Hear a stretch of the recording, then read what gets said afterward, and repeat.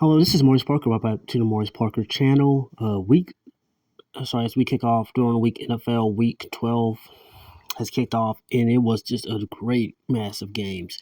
First of all, we're going to talk about the Carolina and Kansas City game. This was really a great back and forth game, unexpected game. Actually, at 1 o'clock Eastern time, you had the Kansas City Chiefs, the two-time defending Super Bowl champs, led by Patrick Mahomes, going against a Carolina team that has been struggling this year. But both teams was going back and forth. I mean, Noah Gray, two deep touchdowns, having a heck of a game. Somehow Bryce Young and the Panthers stand in it. Herbert and all them ultimately losing the game 30-27 on the game winner drive by Mahomes, which was spectacular. There was a point in the game where it was only like 30 seconds left. It was like third or second down at Kansas City's own 20 or 30. He scampers for like 40 yards. They get him in field goal range. Then in the game that was even crazier, the Chicago Bears and the Minnesota Vikings, with only 30 seconds left, I think the Bears had scored a touchdown to Keenan Allen, and they got the outside kickback, and they was able to get the field goal, which was just incredible. And then somehow the Vikings still hung on to win the game for the touchdown.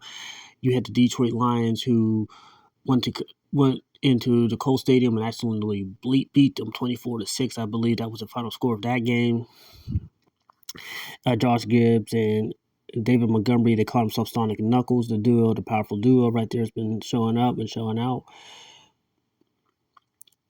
That's a great communication about that. Then we had a wild one, which was between the Washington Commanders and the Dallas Cowboys. The Washington Commanders and the Dallas Cowboys, which is crazy back and forth as the game was going on. It was like slow pace, and then it heated up in 1 minute. Dallas looked like they was in the water. There was a deep touch. There was a kickoff return by Turpin. It didn't start that way. He had caught the ball. He muffed it at the one. Somehow run up, spins, goes up to the alley, left side of the alley, angles his way and runs for a touchdown. And Cooper Rush had threw a touchdown to Shootermaker, I think, for the tight end touchdown. There's only like 33 seconds left. You figure, okay, your game, it's going to be like a Hail Mary situation. No. Jayden Daniels steps up, throws the ball kind of like near the sideline to Terry McLaurin, who runs it in for a touchdown, only for the most bizarre way I could say it. The kicker had got a punt, had missed a PAT, had got one blocked, misses the game-winning field goal. In order the game-tying field goal that would have sent the game into overtime, theoretically, tosses them the game. Up in Lambeau, there was a game between the 49ers and the Green Bay Packers, which, you think would be close, but it wasn't. Brock Purdy was out. They was dealing with Brandon Allen was the quarterback. It was just not a good day for them. So they was getting hit left and right. And it was just a tough doozy of a game between those two teams. It was just a tough, hard-fought battle. Without really how far the Packers are pulling away with touchdowns and runs, it was just that they could not stop the run. And then the game of the night was between the Los Angeles Rams and the Philadelphia Eagles. And let me tell you, this is one of the greatest running backs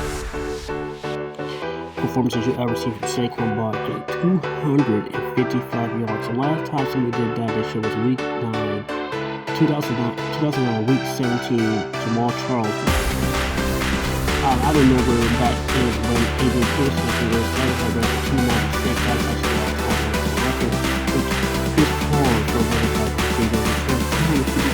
It was not just small spurts, it was big spurts. It was like it was covered, and it had a nice football with it to Taylor this year. I think he brings it down to Nick Bridget. He had so much great blocking that offensive line. Like he was going to kick with him sometimes, but sometimes you don't just gotta count for him to get a count for AJ Brown, or when he gets to a Dallas Cowboys, but hurts, you gotta count for him there, and it's a couple more than one. So this was 2 years and 1 guy.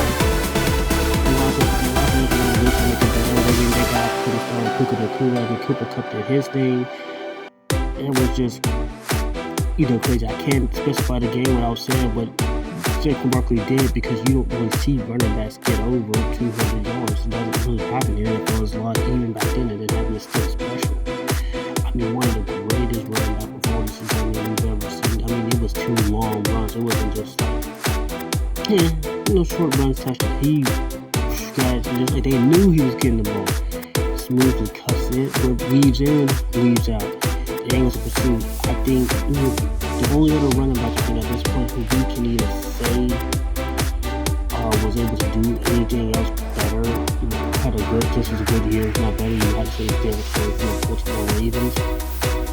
And they play tomorrow night. I believe they play the Los Angeles Chargers in the state in the same stadium as the Rams, but they actually share the stadium, so that'll be interesting. I would say thoughts so far is that we moved up to Landmark. I meant to say one thing. The Houston Texans got actually surprised when the Tennessee Titans actually came back to win that game against them. 30 to 27. I'm sorry, 32 to 27. I want to believe the score in that game. It was actually a stunner because Houston was either Stroud or they did lose stuff on Diggs for the year, and then Dylan Pascal came back. First you thought when Hugo Collins was going to do something, and then it turned out with Tennessee Titans they were able to either use their legacy to Kia Husky for a touchdown and Ted Foley got some touchdowns. It was just an all-around effort in that game. One of the best performances you might see. I honestly want to say that so far the NFL this week has been great. Honestly, I think there's more to come out. And obviously, I might try to have some more thoughts and analysis for season, especially for the NFL game tomorrow between the Chargers and the Ravens. But my thoughts so far this NFL week has just been a lot of memorable moments. Not every week in the NFL is going to be. It's tough because you're seeing the best athletes in the world going as you're playing football at the highest level of difficulty. I do see how hard seeing it on the field. It has to be extremely hard to play against these great athletes to try to go in and out. There's a lot of stuff that we don't know going by what I see. It was amazing performances. And every week it's just an honor just to watch the game, watch these men compete against each other and play against each other. Yeah. Hopefully I helped you guys out. Tell you my thoughts and analysis.